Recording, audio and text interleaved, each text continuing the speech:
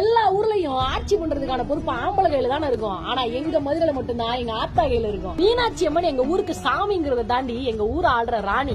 இங்க மீனாட்சியை பாக்குறது தான் டிமாண்ட். சொக்கநாதரை ரொம்ப ஈஸியா பாத்துக்கலாம். மதுரைக்காரங்க எல்லாருக்குமே இந்த நம்பிக்கை இருக்கும். சித்திரை மாசத்து வெயில் மண்டையை பொழந்துகிட்டு அடிச்சாலும் மீனாட்சி அம்மன் கொடியேற்ற தன்னைக்கே மழை பெய்யும், அப்படி இல்லைன்னா கண்டிப்பா பட்டாபிஷேக தண்ணிக்கு மழை பெய்யும் அப்படின்னு. இங்க பாருங்க, இதெல்லாம் மூட நம்பிக்கை அப்படின்னு கூட சில பேர் சொல்லுவீங்க. ஆனா அதெல்லாம் தாண்டி எங்க ஊர் திருவிழா அப்படின்னு எல்லா கவலையும் மறந்து மனுஷனை சந்தோஷப்படுத்துதுங்க. இன்னைக்குதான் மீனாட்சி அம்மன் ராணியா பொறுப்பேற்று அரச சிம்மாசனத்துல உட்கார்ற நாள். பட்டாபிஷேகம்ன்றது மீனாட்சி அம்மன் பட்டம் சூடி மதுரை ஆள்ற பெரிய பொறுப்பை ஏத்துக்குவாங்க.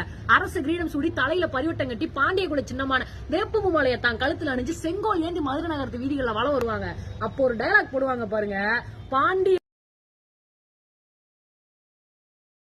பாண்டிய குல பேரரசி, உலகத்தின் முதல் பெண்ணரசி, மதுரையை ஆளும் மங்கையர்க்கு அரசி, மக்கள் உள்ளமெல்லாம் கொலுவிருக்கும் மனோன்மணி, எம்பெருமாட்டி திருவாலவாய் உடைய அங்கையர் கண்ணி தடாதவை நாச்சியார்